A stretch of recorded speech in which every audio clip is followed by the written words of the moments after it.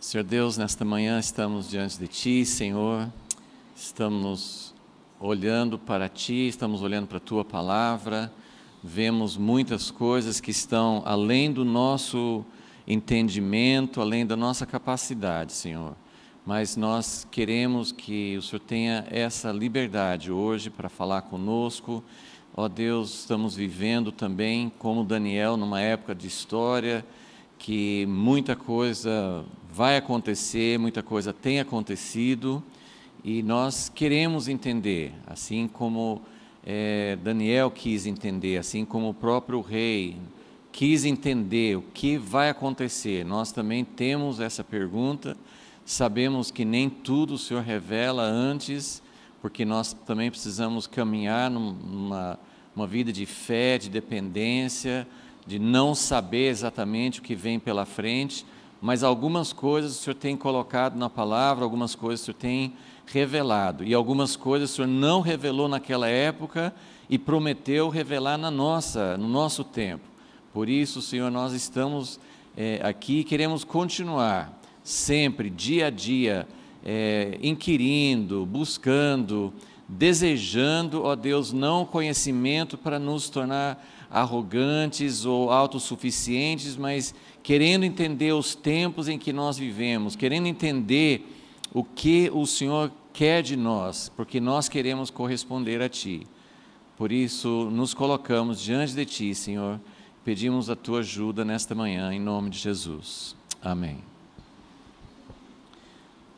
Então, depois de 2 aulas fazendo introdução e preparação, hoje nós vamos falar sobre o sonho propriamente dito, Daniel 2, vamos ler o trecho aqui que faz parte desse contexto, né?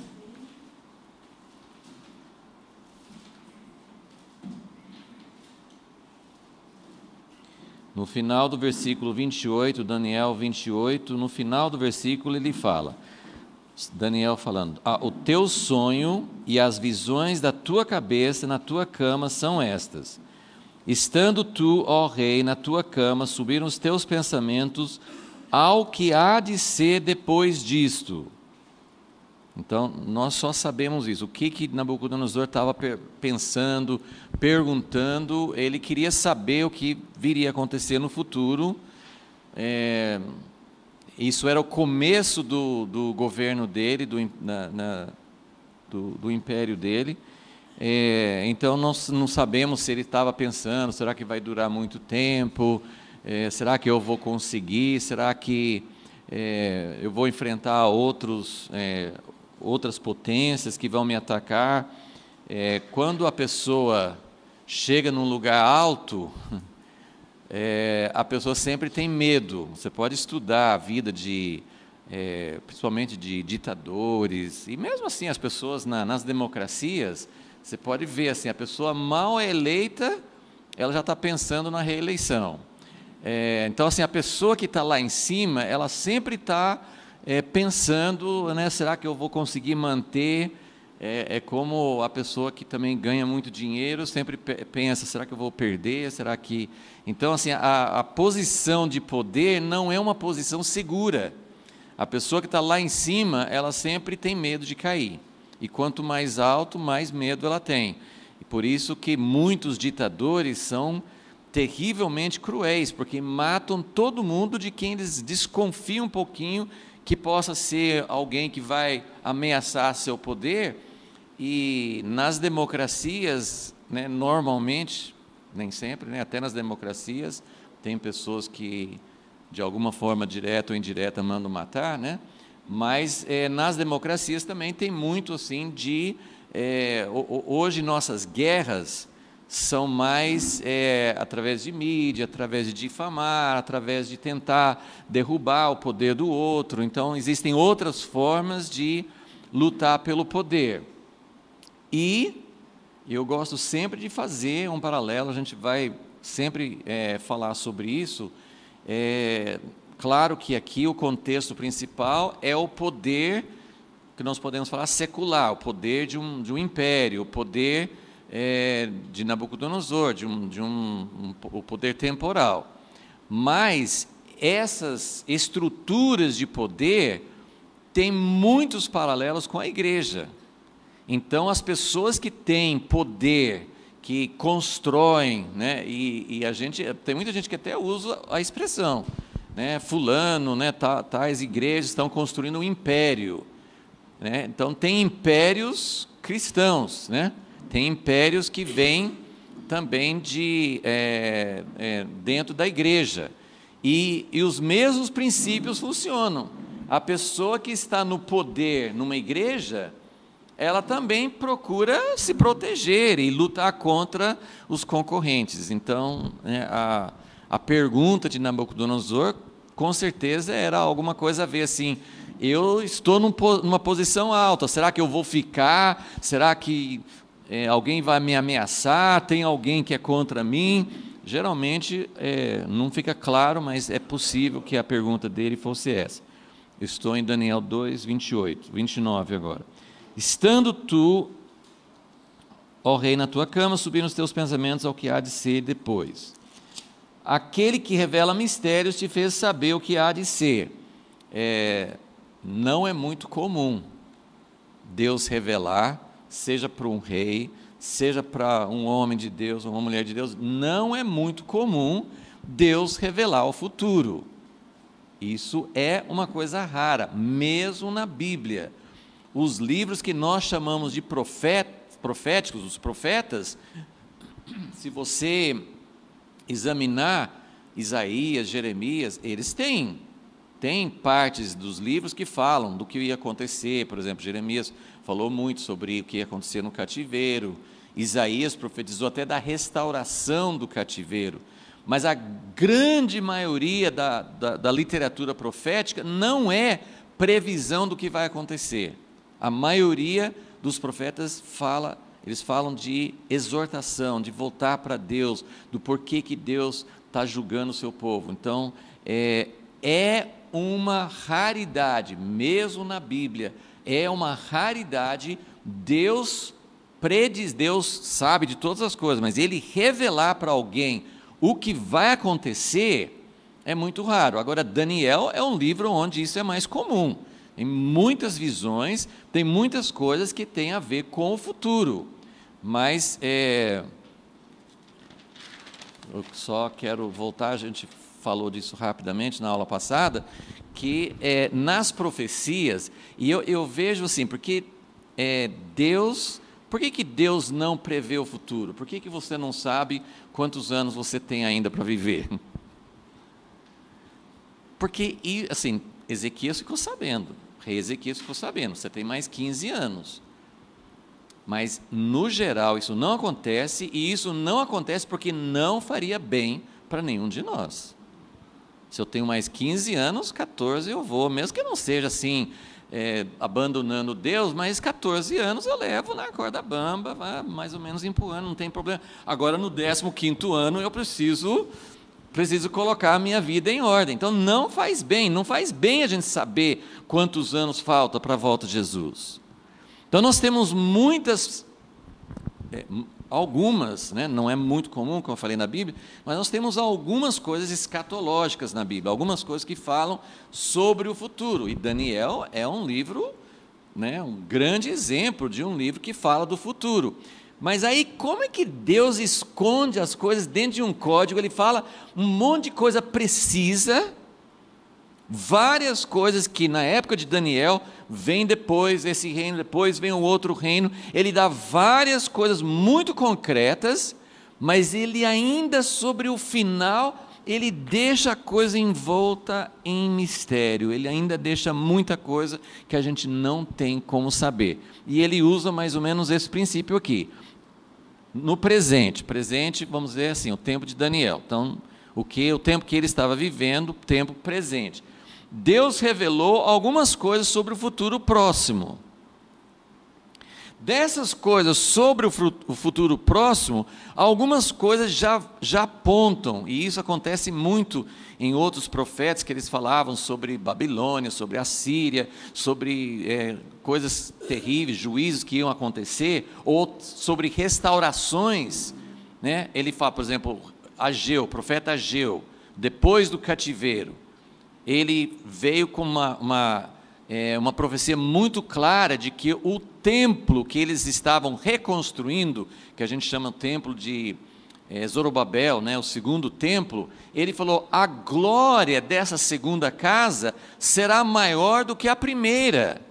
Então, o que Ageu estava fazendo? Eu queria que vocês olhassem esse princípio de Deus, porque o que Ageu estava fazendo? Ele estava no presente, ele estava falando sobre um futuro próximo, que eles estavam já construindo o templo, mas esse futuro próximo prefigurava algo que ia acontecer lá para frente, no fim dos tempos.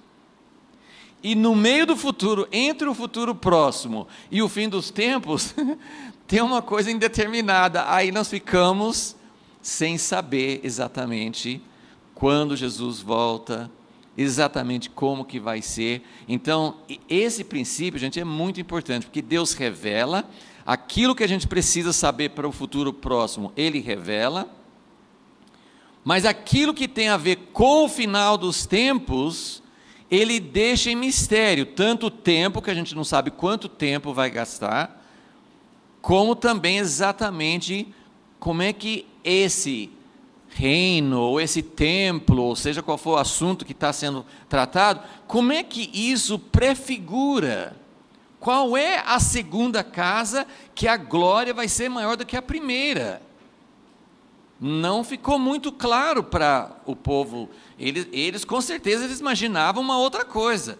O que o judeu que acreditava nas profecias, o que ele ia pensar sobre a glória da segunda casa vai ser maior do que a primeira?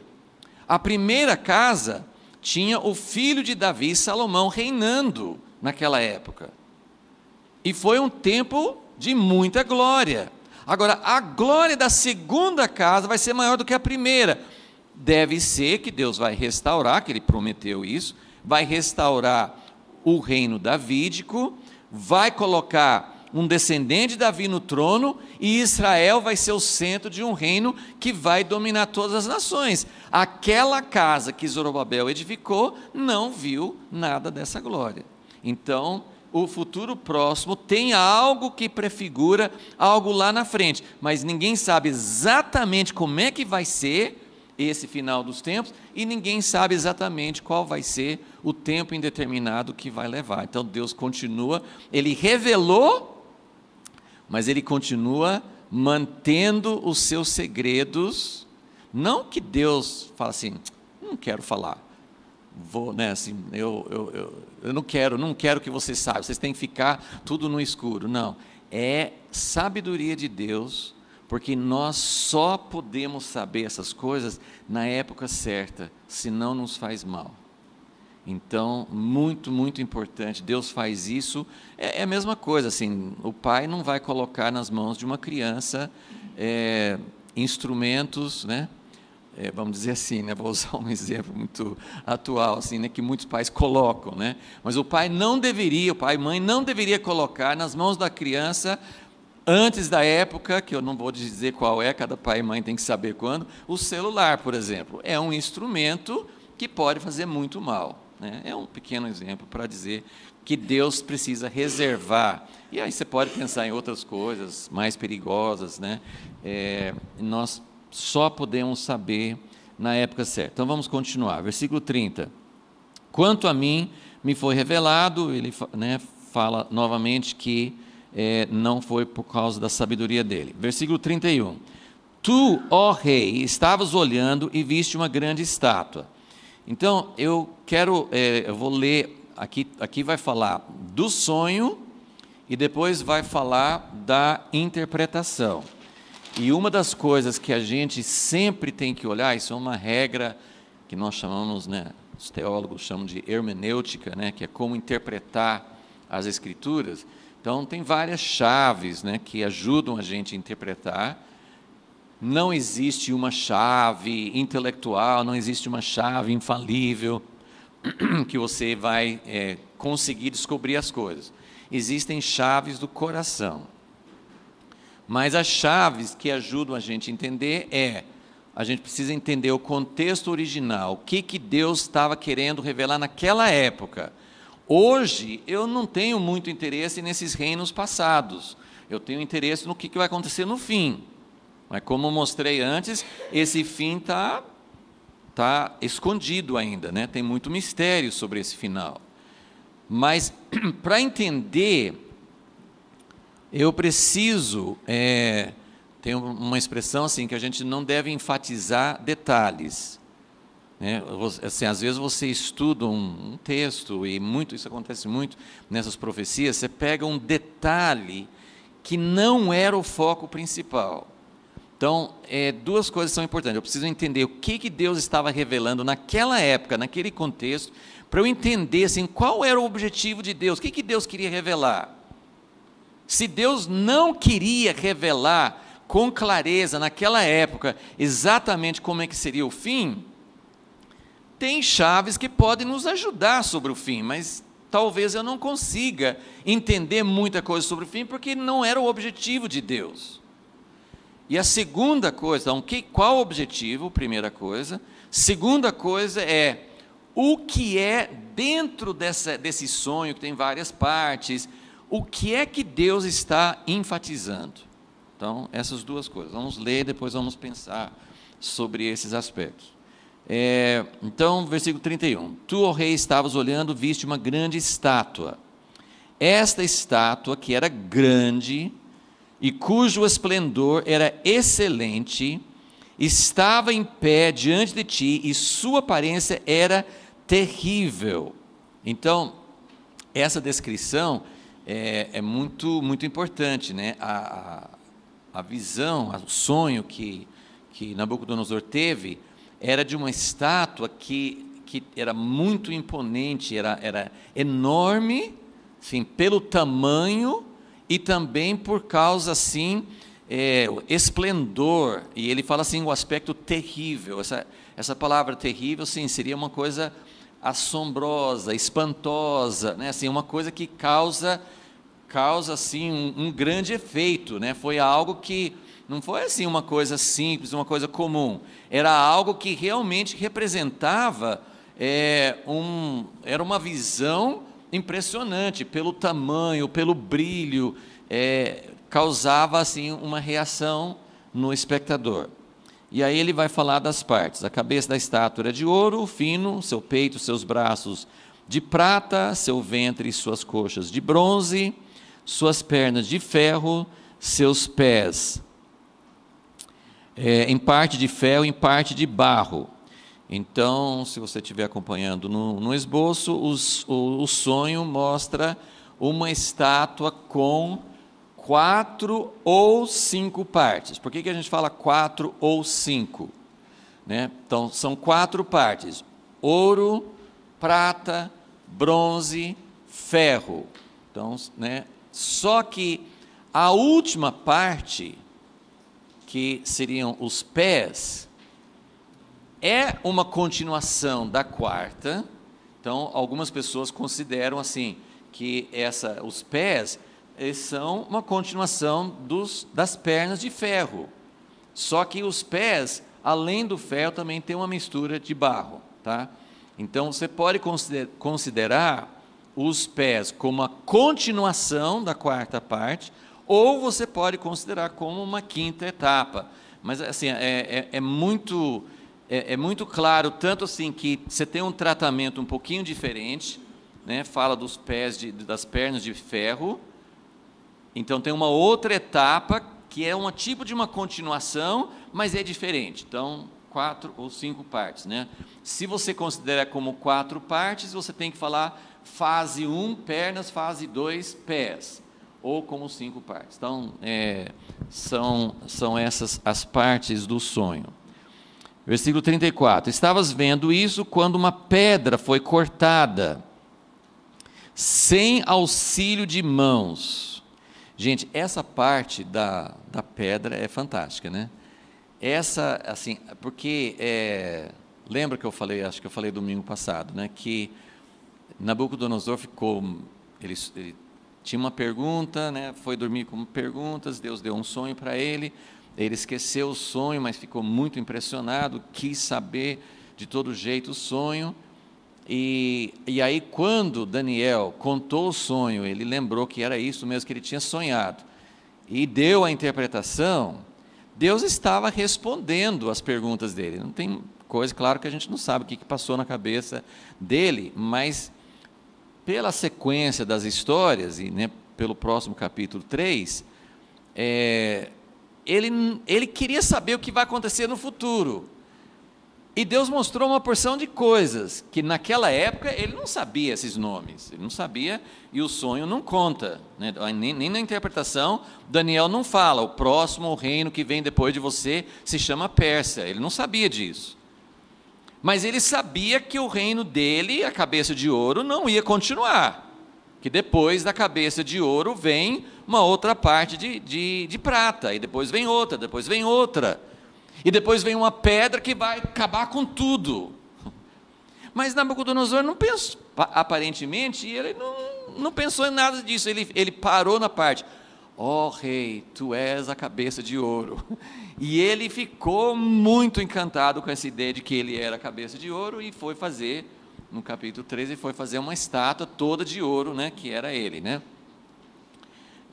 Mas então, mesmo nós, eu sei que as pessoas falam sim dessa pedra, mas eu só queria assim instigar você a pensar. Se você já leu, ouviu pregações, se você já leu isso aqui e ficou pensando, sobre qual parte você pensa mais? O que prende a sua atenção? Eu queria saber, eu queria entender mais sobre essas partes, e quem são esses dedos, e eu preciso saber, e eu quero saber. Gente, a parte principal, porque o sonho, né, é a estátua, ele descreve a estátua, mas pensa em quem está vendo. O sonho é uma estátua enorme, tem essas partes. Mas no sonho, enquanto ele estava olhando, quer dizer, a estátua, assim, Nabucodonosor, tem isso aqui, tem essa estátua. Mas o que o sonho realmente mostrou? Mostrou essa sequência, mas o que o sonho realmente mostrou? Qual que é o foco? É esse ponto que eu queria dizer que é a chave da hermenêutica, que é a chave de o que a gente deve entender. Talvez tenha algumas partes aqui que, pelo menos por enquanto, nós não vamos entender plenamente.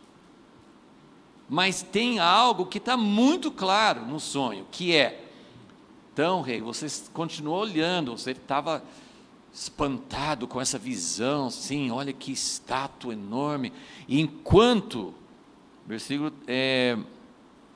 34, estavas vendo isso, quando uma pedra foi cortada, sem auxílio de mãos, a qual feriu a estátua, não na cabeça, não no tronco, não nas pernas, mas nos pés. Essa pedra feriu a estátua, nos pés de ferro e de barro, e os esmiuçou. Então foi juntamente esmiuçado o ferro, o barro, o bronze, a prata, o ouro, os quais se fizeram como a palha das eiras no estio, e o vento os levou, e não se achou lugar algum para eles, mas a pedra que feriu a estátua se fez um grande monte e encheu toda a terra. Então, qual é o foco do sonho? A pedra. Esse é o ponto principal. O ponto principal é a pedra. Bom, agora vem a interpretação, versículo 36. Este é o sonho, também a interpretação dele diremos na presença do rei. Tu, ó rei, és rei de reis. Ele é rei sobre outros reis, né? Ele domina sobre outros reinos. a quem o Deus do céu deu o reino, o poder, a força e a majestade, em cujas mãos ele entregou. Esta é uma das mensagens principais de Daniel. Nós estamos focando aqui no capítulo 2, mas enquanto a gente vai caminhando no livro de Daniel, eu vou sempre chamar a atenção não só para o foco principal do capítulo 2, mas para o foco principal do livro. Desde o primeiro versículo, ou é o versículo 2? Primeiro versículo de Daniel, do capítulo 1. Não, versículo 2. O Senhor entregou nas suas mãos. Então, o livro de Daniel começa dizendo: Nabucodonosor está conquistando o mundo conhecido, o mundo, para nós hoje, olhando para o globo terrestre, era um pedaço muito pequeno. O império dele era pequenininho para nós, mas para eles era um mundo, né? Então, era muito grande, era assim, todos os países próximos. Então, ele está dizendo, Deus entregou em suas mãos. Gente, eu não sei se vocês conseguem ligar os pontinhos. Se Deus fez isso naquela época, isso continua sendo verdade hoje.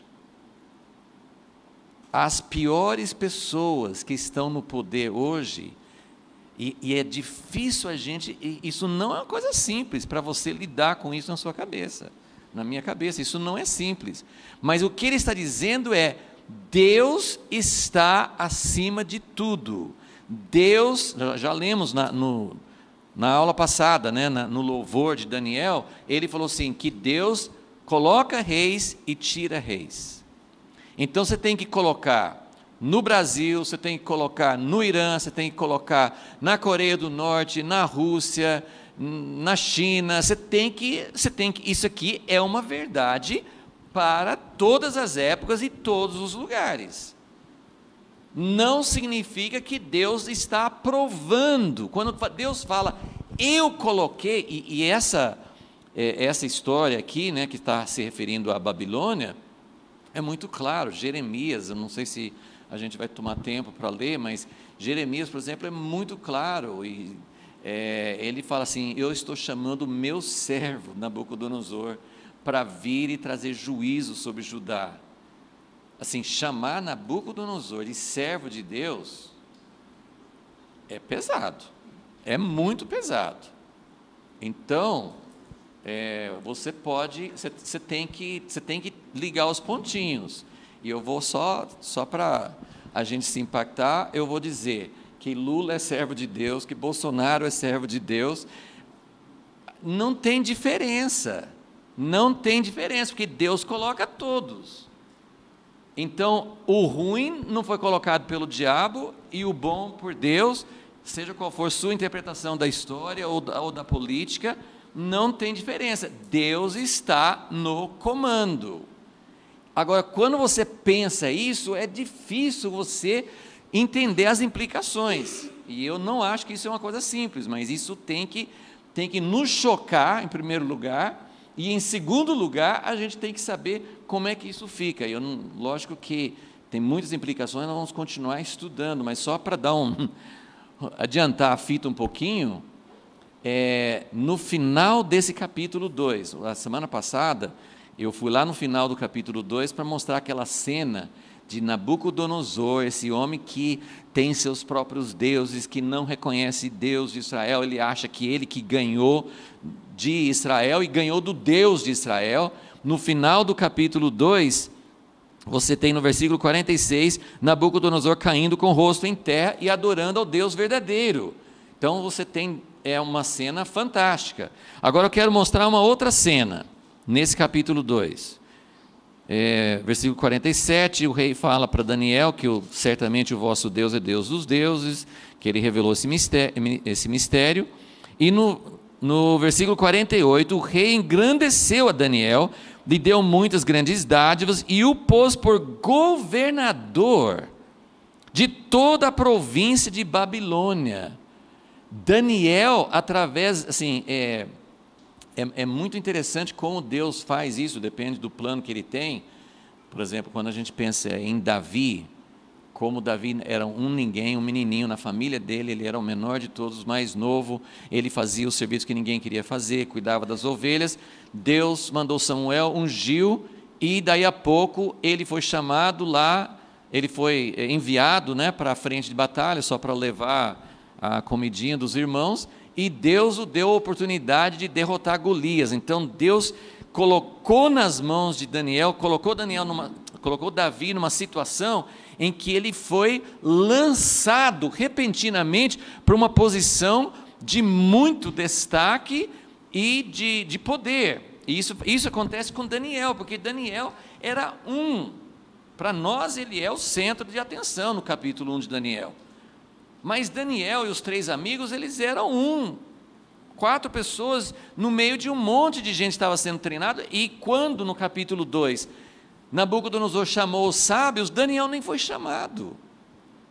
Então Daniel não era ninguém, e de repente ele é lançado acima de todos os outros sábios e se torna governador.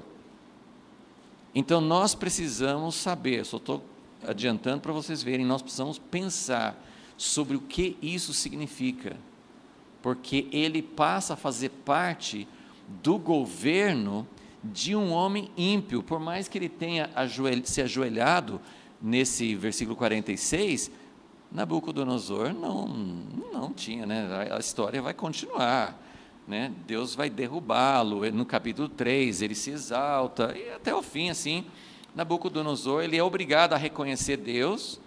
Claro que a Bíblia nunca responde assim, Nabucodonosor se converteu de verdade? Depois do capítulo 4, né, quando ele se torna animal e tem que comer capim, assim, tal, ele reconhece Deus. O que acontece com ele, não sei. Mas, para todos os efeitos, Nabucodonosor e o reino dele é um reino ímpio. Gente, Babilônia é o símbolo de tudo que é contra Deus. Babilônia, na Bíblia, é a força, o reino, a cidade que se coloca em contraposição a Jerusalém, até o fim da Bíblia. E Daniel faz parte desse governo. Então, gente, tem algumas coisas que nós temos que realmente pensar, mas não é hora de falar sobre isso, então vamos voltar. Assim, só quero instigar vocês a pensar que nós precisamos realmente entender qual é a mensagem de Deus em Daniel e como que nós podemos aplicar isso para nossos dias. Então, versículo 37 está afirmando o fato de que, nesse momento da história, Nabucodonosor é o chefe, e Daniel, eu até fico pensando, né, assim, Daniel está lá, assim, quase que parece que Daniel está, qual que seria a expressão? Ele está lisonjeando, né? Ó rei, o Senhor é o rei sobre todos, você tem poder. Ele está assim, meio que bajulando, né? Está dando assim, está enchendo bastante a bola de Nabucodonosor, assim, para ele pensar, né? Assim, até mesmo, você pode até pensar assim, que ele está deixando Nabucodonosor bem contente, porque senão o sonho está mostrando que tudo que Nabucodonosor está fazendo vai virar pó. Se ele enfatizasse o que Deus está enfatizando, eu acho que Nabucodonosor não ia ficar muito contente. Então, né, nesse momento, deixa ele pensar assim, né, ele é o cara que está no poder, mas isso não é só uma questão de conveniência, né? Não é só uma questão de assim, vou fazer isso porque vai ser bom. Nesse momento, e aí também eu não tenho tempo de voltar para Jeremias, mas acho que vocês vão lembrar que Jeremias falava assim para o povo de Judá: vocês precisam se submeter. Quem lutar contra Nabucodonosor vai morrer. Quem se submeter, gente, eu vou me submeter a um rei pagão, que é contra Deus, que vai impor, né? Pensa em tudo que Daniel foi, nós vimos no capítulo 1, Daniel foi colocado numa posição de lavagem cerebral, e eu vou me submeter a ele. E no entanto Daniel mostrou esse exemplo, Daniel se sujeitou, e está aqui, assim, Daniel não chegou lá como assim, olha, eu estou aqui, estou debaixo do seu domínio, mas fique sabendo, o senhor não é de nada, o senhor vai cair. Ele não ficou enfatizando isso, tá? Mesmo porque esse era o momento que Deus, ele coloca, ele só coloca uma coisa: o senhor está nessa posição porque Deus te colocou. Todo esse poder, toda essa posição que o senhor tem, veio de Deus. Então, tu, ó rei, és rei de reis, a quem Deus do céu deu o reino, o poder, a força, a majestade, em cujas mãos ele entregou. Então ele fala e enfatiza, repete: ele entregou os filhos dos homens onde quer que habitem, os animais do campo, as aves do céu, e fez que dominasse sobre todos eles. Tu és a cabeça de ouro. Então, a única parte do sonho aqui, depois mais na frente, Daniel tem algumas visões que identificam os outros reinos, alguns dos outros reinos, mas nesse momento, nesse sonho, a única parte que ele identifica é a cabeça é Babilônia. Então, tu és a cabeça de ouro. Depois de ti se levantará outro reino, inferior ao teu. Essa parte eu confesso, eu até andei tentando ler algumas coisas assim, eu não entendo muito essa parte assim, inferior, porque se você estudar a história desses reinos, cada reino foi maior do que o anterior. O Império Persa foi maior do que o Babilônico, o Império Grego foi maior do que o Persa, o Império Romano foi maior do que o Império Grego. Então, cada um foi maior, e ele fala, será inferior, talvez tenha alguma coisa, tem várias pessoas que, li algumas opiniões, mas nada assim me deu muita luz, assim de que não tinha tanto domínio, tanto controle, tanto poder, não sei, alguma coisa assim, ele fala que foi inferior. Eu confesso que eu não sei em que sentido seria esse inferior. Mas depois de ti se levantará outro reino inferior ao teu, um terceiro reino de bronze, o qual terá domínio sobre toda a terra. Esse aqui é Alexandre o Grande, que foi um general brilhante que conquistou um território enorme, foi até a Índia, ele foi assim, conquistou um território muito grande, o Império de Alexandre. Versículo 40, o quarto reino será forte como o ferro, pois como o ferro esmiuça e quebra tudo, como o ferro quebra todas as coisas, ele esmiuçará e quebrará. Quanto ao que viste dos pés e dos dedos, em parte de barro de oleiro, em parte de ferro, isso será um reino dividido. Então, do jeito que ele fala aqui, eu só queria mostrar que você não sabe, ele não fala um quinto reino, ele não fala aqui. Então, por isso que eu falo assim, ou é 4 ou é 5.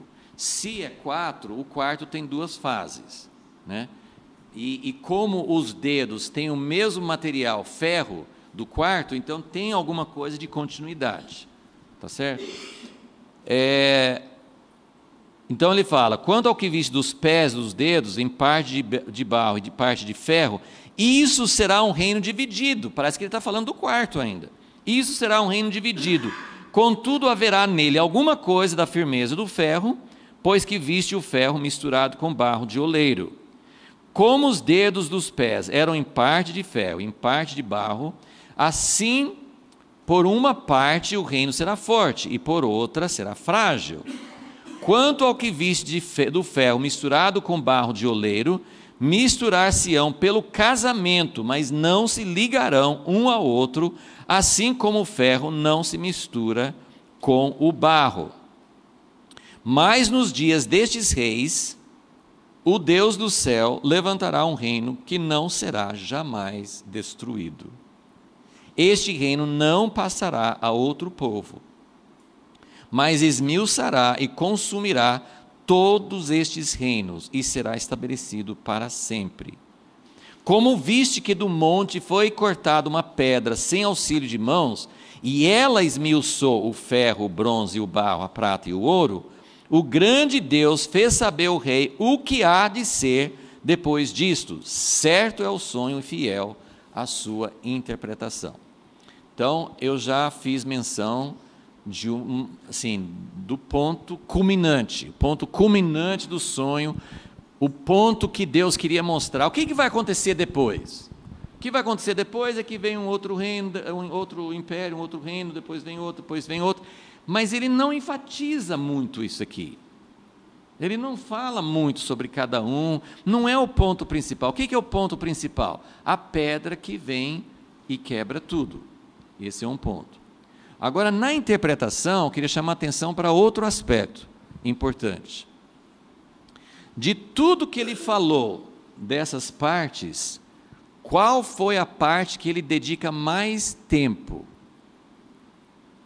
Qual parte que ele fala mais? Tem 3 versículos, e aqui assim, cada um está seguindo, assim, então vem esse, depois vem outro, mas tem uma parte que ele se detém e ele fala 3 versículos sobre uma parte. Qual parte que é? Dos pés. Então isso é outra coisa importante para a gente notar. Está vendo? São coisas simples que a gente tem que pensar. Eu posso não ter a interpretação de tudo, mas eu preciso saber o que Deus achou importante salientar, o que Deus queria destacar para nós.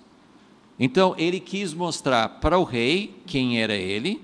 Então, ele falou, o Senhor é a cabeça. Então, isso ficou claro. Esses 2 aqui, ele não fala muito. Quando chega no quarto, ele fala, o quarto vai ser terrível, e aqui eu quero que vocês notem também uma coisa importante para a gente ver. O que vai acontecer quando a pedra acertar a estátua? A pedra vai não só derrubar a estátua, o que a pedra vai fazer com a estátua? Vai esmiuçar. Agora, quando ele fala do quarto reino, ele fala, o quarto vai ser terrível, pior do que os outros. E ele, como ferro é forte, ele vai esmiuçar. Então, o quarto reino tem uma função de esmiuçar, só que no fim, ele vai ser esmiuçado, ok? Então, importante ver esses paralelos. Ok, eu não vou ficar assim muito tempo, mesmo porque depois, né, nós vamos continuar estudando Daniel. Quando chega em Daniel 7, ele vai falar sobre 4 reinos de novo e com alguns outros detalhes, então a gente vai voltar nesse assunto. Mas eu só queria assim, aqui eu queria mostrar para vocês, com certeza existem muitas interpretações. Tem gente que acha, né, eu sempre falo assim, um teólogo que não acredita na inspiração da Bíblia, ele deve estudar um outro livro, não a Bíblia. Se ele não acha que é inspirado por Deus, estude outra coisa. Agora, tem gente que estuda esses, né, Daniel e outros livros da Bíblia, e fica assim, mas Daniel não pode ter sido um homem que viveu nessa época, que ele falou de tudo isso, ele deve ter sido um homem que viveu na época dos Macabeus, então ele está falando de coisas que ele já sabia. Isaías não pode ter falado de Ciro. Eu sei que existem várias coisas, e para mim a minha fé na inspiração da Bíblia não depende, tem muita gente que acha que Isaías não foi escrito, o livro de Isaías não foi escrito por um mesmo homem, porque muda muito o estilo, do capítulo 40 para frente de Isaías, muda muito o estilo, então eles acham que, e começa a falar da restauração do cativeiro, sendo que Isaías viveu mais de 100 anos antes do cativeiro de Babilônia. Então tem muita gente que fala, não, Isaías não pode ter falado de Ciro, ele deve ter sido uma outra pessoa que viveu na época de Ciro e sabia quem era Ciro. Gente, Deus pode ter falado o nome de Ciro muito antes dele nascer. Deus revelou, eu tenho muita convicção de que Deus revelou para Daniel essas coisas naquela época. Mas enfim, tem gente que fala que nem chega aqui nesse quarto, que vocês conhecem a expressão, o reino dos medos e dos persas. Então, os medos eram um povo, os persas eram outro, eles se juntaram, né? Quando foi a época que caiu Babilônia, a Pérsia começou a ser mais dominante, mas tem uns que colocam os 4 reinos como Babilônia, medos, persas e gregos, então chega só até aqui. Enfim, tem muitas interpretações, mas eu quero só falar de duas que são principais.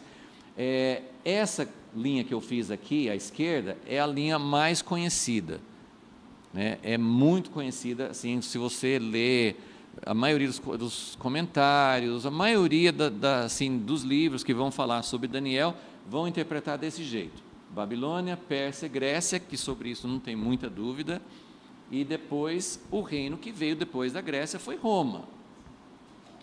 Agora, não sei se são muitas pessoas, mas hoje, né, inclusive nós da Impacto, né, nós estamos ajudando a distribuir. Tem um irmão que veio ao Brasil ano passado e que escreve bastante livros, tem livros muito profundos, muito maravilhosos. O nome dele na verdade, não é nem o nome verdadeiro dele, que como ele está escrevendo sobre os islâmicos, ele corre muito perigo de vida. Então ele usa um nome fictício, né, que é Joel, né, Joe Richardson, ou como alguns falam, Richardson, né? Ele tem vários livros, né? Ele tem um livro maravilhoso, né, sobre toda essa questão de Israel, a igreja, quando o judeu governar o mundo, um livro fantástico. Mas ele tem um livro que tem vários livros sobre, ele fala muito sobre o anticristo, muito sobre Daniel, e a tese dele é que não é essa sequência. Então, ele tem um livro chamado A Besta que Vem do Oriente.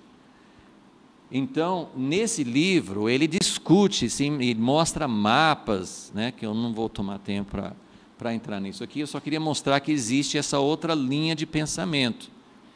E mostrar mais ou menos assim, tem dúvidas de ambas as partes, e como eu falei, eu acho que tem muita coisa que a gente não sabe. Então, eu não vou dizer qual é, porque eu não sei qual que é. Mas, Babilônia, Pérsia, Grécia, ok, mas o quarto, ele fala, não foi Roma. E o argumento dele é que Roma, apesar que eles mataram Jesus, e eles crucificavam, eles destruíram Jerusalém no ano 70, e foi com muita crueldade, mas de maneira geral, o Império Romano, os romanos, eles não eram cruéis. Os assírios, antes de Babilônia, eram muito cruéis. E vários outros, em várias medidas, os outros também foram. Mas Roma, de maneira geral, não foi, eles não são, a característica deles não era a crueldade. Na verdade, sim, eles eram um povo, eles tinham mais tolerância, eles deixavam os povos continuar com suas religiões, eles eram mais tolerantes. Então, essa descrição que tem no versículo 40, o quarto reino será forte como ferro, pois como ferro esmiuça e quebra tudo, ele fala assim, isso não se encaixa com Roma. Roma não era um povo que ia conquistando, esmiuçando, acabando com a cultura. Você tem assim, a Grécia não era talvez tão cruel, mas sim, se houve uma cultura que se sobrepôs às outras culturas, era a cultura grega. Mesmo nos tempos romanos, a cultura era grega. Então, a cultura que tinha uma tendência de se sobrepor, de se impor sobre outros, era a cultura grega. Os romanos, eles eram mais pragmáticos. Se você aceitar e pagar os impostos, nós não vamos mexer com vocês.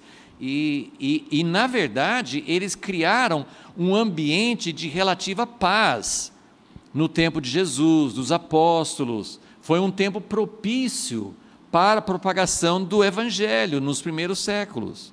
A gente sabe que teve perseguição contra os cristãos, né? Mas houve essa característica. Então, ele fala assim que o Império Islâmico tem muito mais a ver, porque os islâmicos chegavam e esmiuçavam, quebravam tudo, eles impunham. E só vou mencionar essas duas coisas. O outro ponto interessante que ele coloca, e aí ele mostra no livro, mostra todos os mapas, mas é muito simples você imaginar. Eu espero que você consiga pensar no mapa na sua cabeça. Você tem os países do Oriente Médio. Então, imagina assim, você tem Turquia, Síria, Israel, aí tem o norte da África, aí indo para o leste você tem hoje, né, Iraque, Irã, né, Afeganistão e vai por ali. Essa é a região que nós chamamos de Oriente Médio. Agora, indo para o oeste, você tem, né, saindo sim do Mediterrâneo, aí você começa a entrar Grécia, Itália e vai para a Europa, ok? O Império do Babilônia, Pérsia, Grécia já é hoje, né, parte do que nós chamamos de Europa, né? Então, Grécia começou um pouco mais para o oeste. Mas Babilônia e Pérsia, esse aqui fica no país hoje que nós chamamos de Iraque, e esse aqui o país hoje chamado de Irã, ok?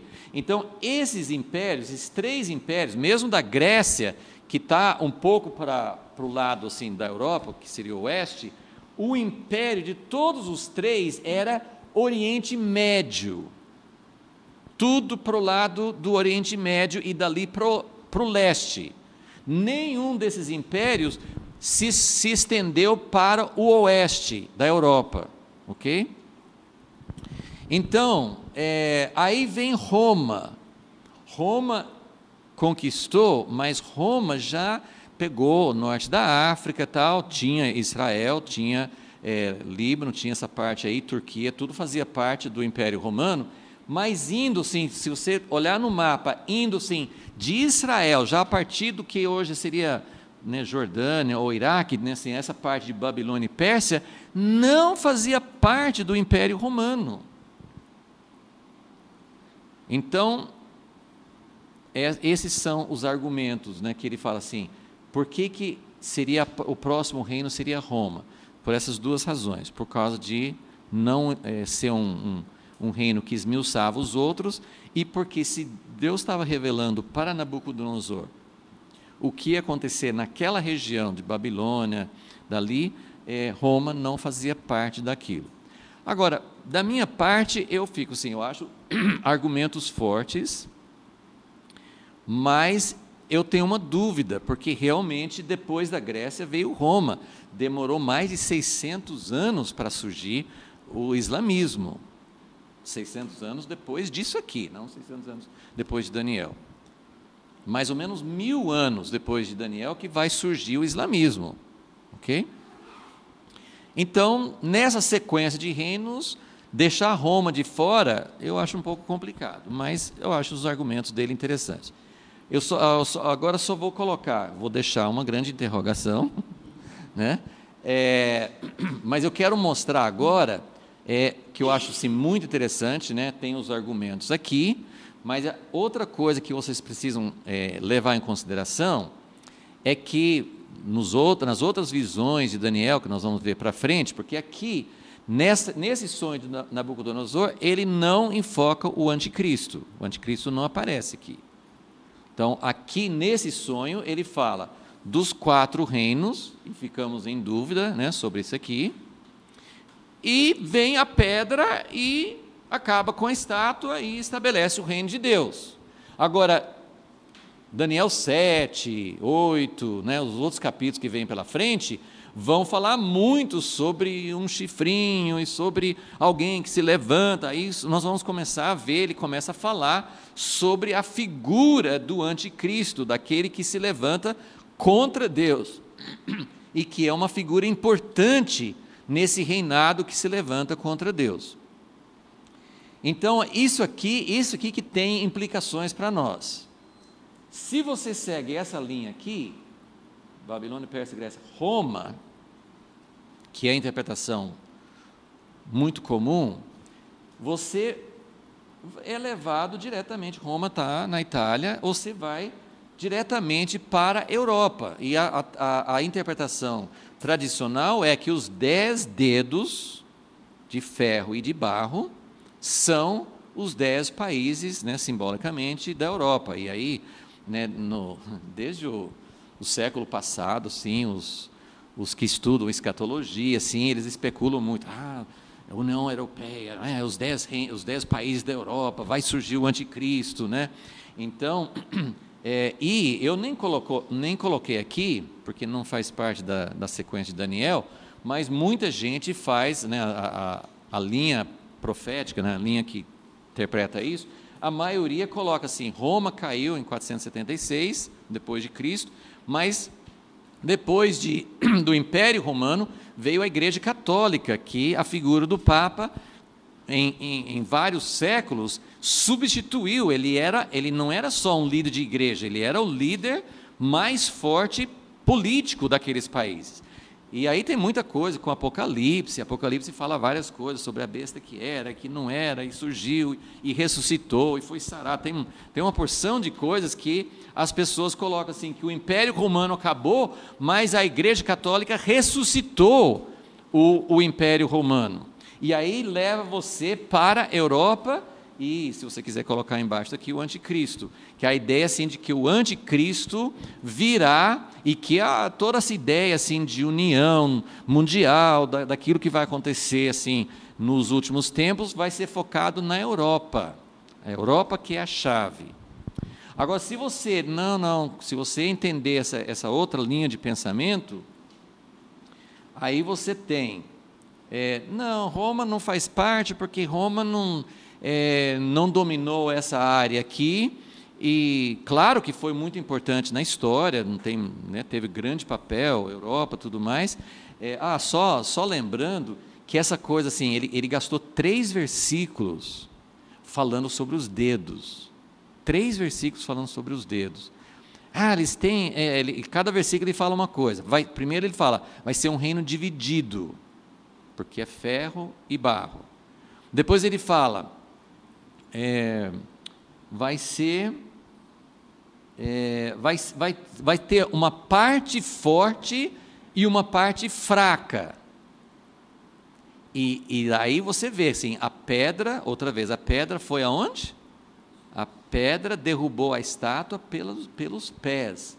E nós vamos falar na próxima aula sobre a pedra, mas assim, eu não sei se você está lembrando, assim, mas para mim veio na hora assim, essa imagem de Davizinho, Davi com Golias, e com uma pedrinha derrubou um gigante. Porque o contraste é uma estátua enorme. O reino dos homens, o sistema humano é muito forte, é muito dominante, esmaga. Ele fala do 4º reino, mas na verdade todos eles estão. Babilônia já tinha feito isso. Chega em Jerusalém, derruba tudo, destrói o templo, mata, leva para o cativeiro, dispersa o povo. A ideia é, o reino humano luta contra o reino de Deus. E o reino de Deus é uma pedrinha, que não tem nada a ver com essa estátua enorme. Mas essa estátua enorme, que tem ouro, que tem prata, que tem bronze, que tem ferro, ele tem o que a gente chama hoje de calcanhar de Aquiles, né? Ele tem um pontinho que vai derrubar, que são os dedos de ferro e de barro. Tem uma parte vulnerável, tem uma parte que vai cair. E depois, no versículo 43, ele fala até sobre assim, que essa mistura de ferro e de barro, que não dá certo, vai ser através do casamento. Agora, eu não sei se eu estou mostrando que tem pontos a favor, pontos contra, mas uma coisa que tem muito a ver com a Europa, que desde sempre, Europa como conjunto, até hoje, se pegar o conjunto europeu, é uma força econômica, é um potencial enorme, eles que colonizaram. A Europa sempre foi a força dominante do mundo inteiro. Mas eles são super divididos. Eles estão fazendo a União Europeia, mas já está rachando, né? Grã-Bretanha já saiu, tem outros países que estão querendo sair.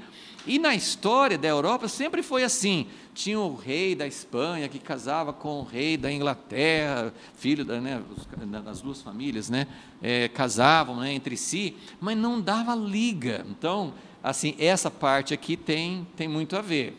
Agora, vamos para o outro lado, né? A parte, o que ele vai falar no livro, né, A Besta Vem do Oriente, ele vai falar assim, que desde o início, isso não é coisa moderna, Desde o início tem duas correntes fortes no islamismo, os sunitas e os xiitas. Isso vai lá da época logo depois de Maomé, a origem dessas duas correntes. E eles matam uns aos outros. Agora, se tem casamentos ou coisa assim, eu não sei, mas a coisa importante é que essa palavra, olha que coisa assim, pode não ter significado nenhum, mas eu acho bem curioso. Versículo 43, quanto ao que viste do ferro misturado, essa palavra mistura, tanto na língua aramaica, como na língua hebraica, a palavra é árabe, escreve em hebraico, é com E, Ereb, árabe, e os povos árabes, esse nome árabe vem de mistura, porque eles eram descendentes de Ismael, de Esaú e tal, e foram se casando com outros povos aí do deserto, assim. Então os outros povos sempre olhavam para, lá nos primórdios, né? Olhavam para os árabes como um povo não etnicamente puro. Eles eram misturados. Então, gente, é bem interessante. Você vê que tem coisas, e o que eu quero, né, nosso tempo está acabando, mas o que eu quero deixar claro para vocês, a gente vai aprofundar mais nisso, é que nós não temos todas essas chaves. Mas vamos ficar com um olho na Europa e um olho no Oriente Médio. Vamos ficar atentos aí, porque tem coisas significativas, né? Eu acho que tem muitas falhas nessa ideia assim de que tudo vem da Europa. Eu concordo plenamente que a Igreja Católica assumiu posições de poder, como o Império Romano, mas assim os evangelhos de longa data, né? Lutero falava isso, e muitos líderes evangélicos falavam: o anticristo é o Papa. E aí, assim, numa época passada, tinha muitas características de anticristo no Papa. Mas, atualmente, né, você pode olhar, né, os papas às vezes fazem pronunciamentos políticos, têm suas influências e tal, mas hoje, assim, o Papa, assim, nem se compara, não tem essa comparação. Então, às vezes eu fico pensando, assim, que o Evangelho, que ele fica muito no passado, assim, pensando das velhas, do nosso conflito entre evangélico e católico. Os católicos são idólatras, são Babilônia, né? Muita gente, eu lia, meu pai olhava para isso, mas ele mesmo viu depois que não era bem assim, mas Apocalipse 17, né, a meretriz, né, que ficava sentada em Roma, assim, tal. Então a gente tem uma grande tradição de colocar a Babilônia como a igreja católica, e nós, os evangélicos, nós somos os puros, né? Sendo que nós temos o mesmo espírito babilônico, esse espírito de poder, esse espírito de casamento com o Estado, assim como a Igreja Católica se casou com o Estado, a Igreja Luterana casou com o Estado, a Igreja Anglicana casou com o Estado. Você percebe? Assim, então, essa ideia de pensar que a Igreja evangélica é a Igreja pura e os católicos são da Babilônia, que o Papa é o anticristo, eu acho que, né, são coisas que eu acho que a gente pode ficar muito pensando nisso e perder. Por isso que eu falo assim, fica com o olho aberto, porque Deus, por razões dele, ele não quis deixar muito claro. Isso aqui tem aspectos duvidosos, a gente não sabe exatamente. Agora, o que nós precisamos ter, aí nós precisamos continuar estudando o livro para entender o que vai nos preparar, qual é a nossa preparação, o que a gente precisa saber para não cair, né? E uma das coisas, eu vou terminar mais ou menos com esse pensamento, então vamos só focar, tentar assim, nós vamos continuar na próxima aula falando mais sobre a pedra. Mas vamos terminar assim, visualizando esse sonho. E o que Deus quer mostrar através desse sonho. Eu falei sobre isso, eu sei que todo mundo, eu também, nós temos curiosidade, nós queremos saber de onde que vem o anticristo. Só para finalizar aqui, assim, o anticristo vindo do Oriente Médio, eu acho que tem muito mais sentido, você pensando em anticristo. Eu acho que tem muito mais sentido do que você, mas, enfim, eu não sei.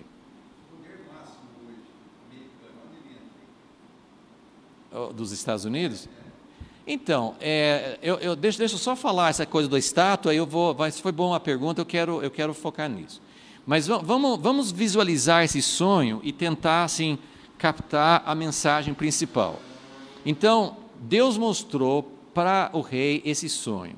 Esse sonho mostra essa imagem imponente, majestoso, essa estátua majestosa, essa coisa que deslumbra e assusta. Porque o que acontecia? Todos esses impérios e toda a história humana é uma história de impérios, é uma história de um querendo dominar o outro. E o que eles faziam mais? Eles faziam mais pelo medo. Então, a força da Babilônia, a força de Alexandre o Grande, ele inspirava terror em todo mundo, ele chegava que nem relâmpago, conquistando os povos, a própria Roma, mas os islamismos também, e o Império Britânico, o Império não tão político, mas comercial, e influências dos Estados Unidos, todos são influências que, a União Soviética, todas essas forças, o que eu queria mostrar, ele mostrou 4 reinos, e a gente quer saber qual que é o quarto, mas na verdade o que Deus estava mostrando, como eu mostrei nesse outro esquema antes, ele estava no presente, ele mostrou os próximos, mas os próximos apontam para o fim, e o fim tem muita coisa no meio que não foi previsto. Mas o que a gente precisa entender é que essa estátua, ela tem uma continuidade. E hoje não é tão fácil de discernir, porque hoje não é um império tão político. O islamismo tem a intenção declarada, eles querem um califado mundial. O comunismo também tinha um objetivo declarado.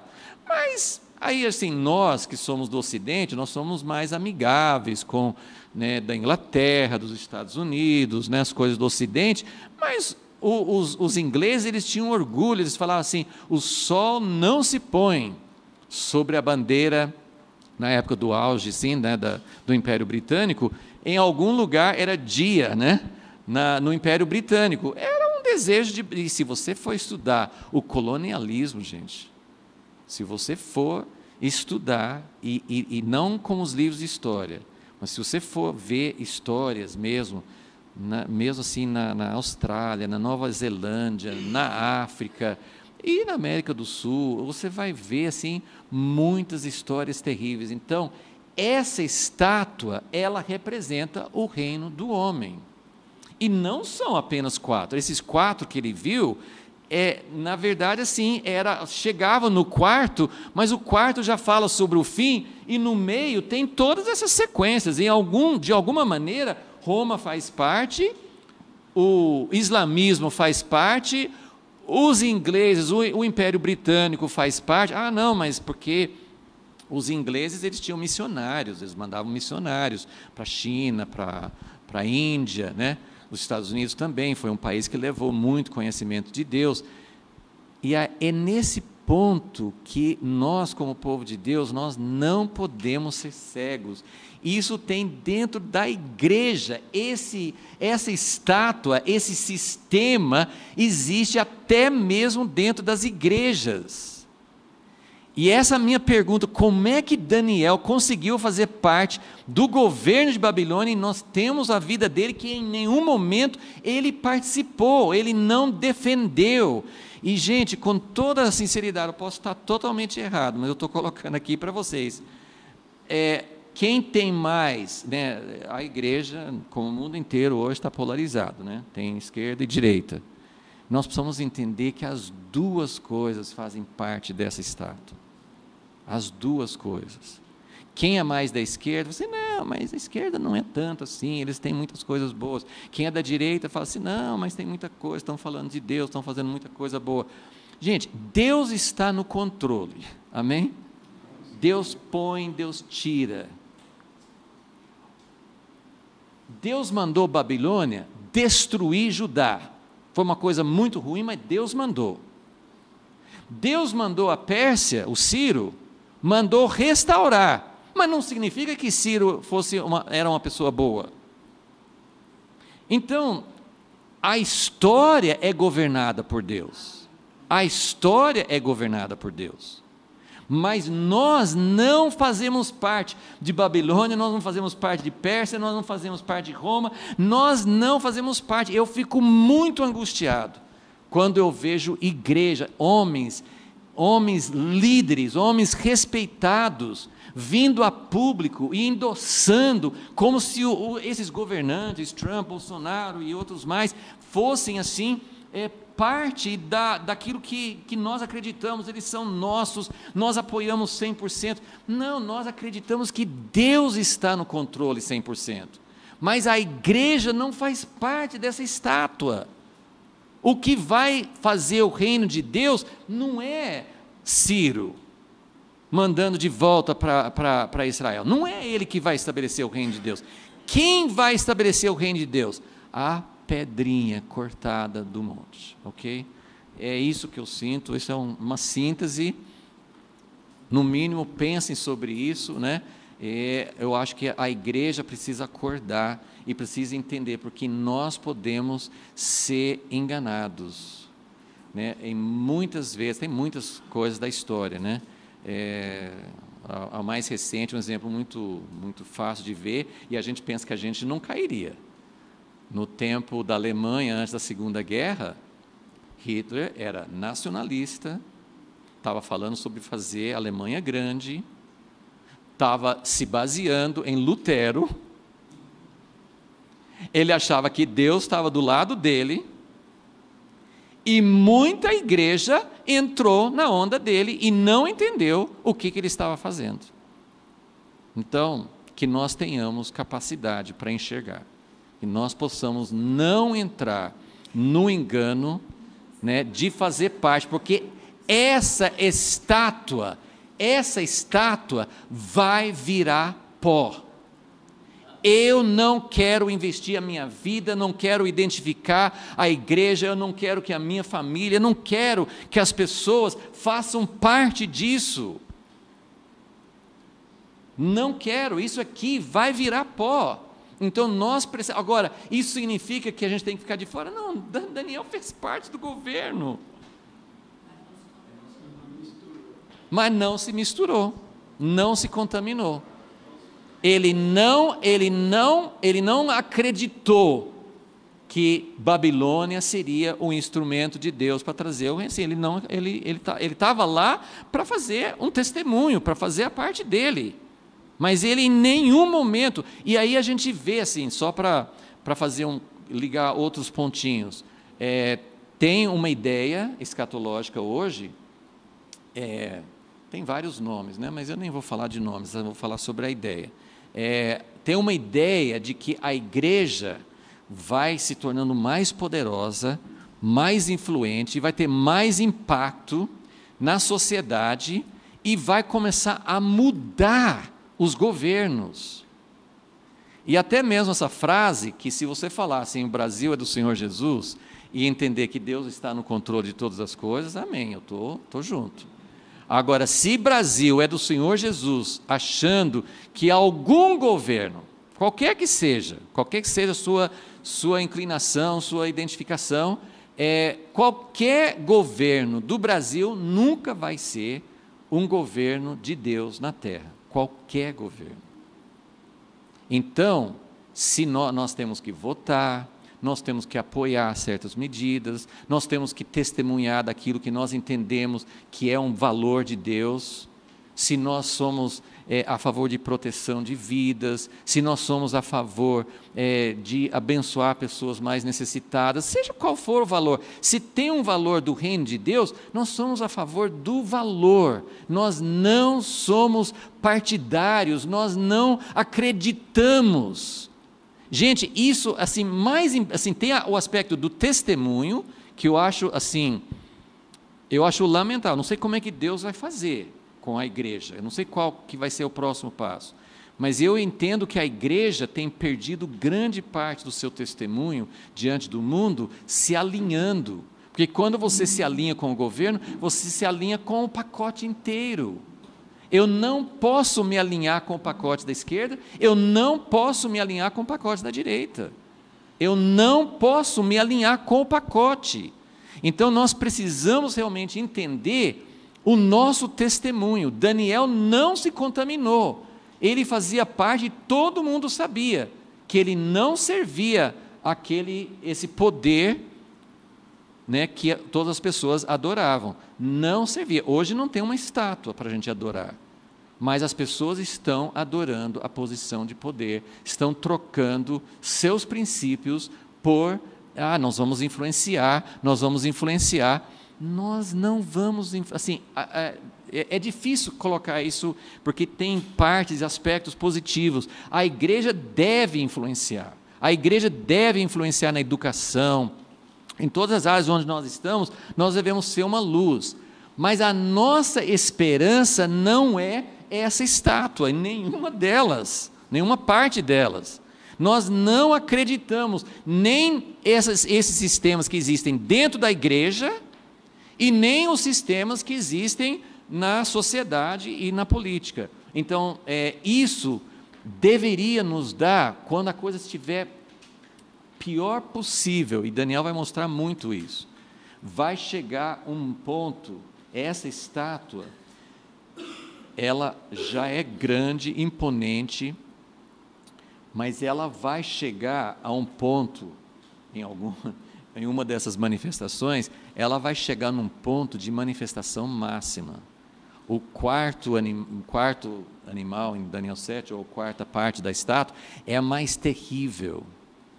Então, isso pode ter se cumprido em parte em uma dessas, né, um desses impérios, mas isso vai ser muito mais forte no fim.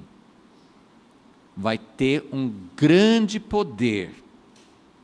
E nós que acreditamos no reino de Deus, nós precisamos ter esperança.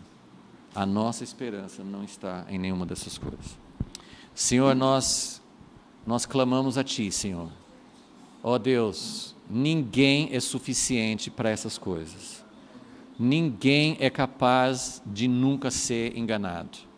Nós todos somos sujeitos, nós podemos ser enganados. Por isso, o Senhor orou pelo Teu discípulo Pedro, falou assim, que Satanás ia peneirar. Nós vamos passar pelo processo de peneirar, mas nós queremos estar firmes na rocha, na pedra. Hoje parece uma pedrinha pequena, talvez essa pedra nem foi cortada ainda, num certo sentido. Ela não saiu da montanha, ainda não derrubou essa estátua. Mas nós acreditamos nessa pedra, nós acreditamos no poder de Deus. Por isso, Senhor, pedimos a Tua graça sobre nós e ajuda-nos, Senhor, todos nós, eu peço a Tua ajuda. Se de alguma maneira nós não estamos entendendo a Tua mensagem, nós queremos entender, Senhor. Queremos estar diante de Ti, Senhor, mostra-nos como nós podemos ser como Daniel, como nós podemos estar dentro do mundo onde o Senhor nos colocou, mas sem nos contaminar, e também preparados para aquilo que virá. Pedimos isso em nome de Jesus. Amém.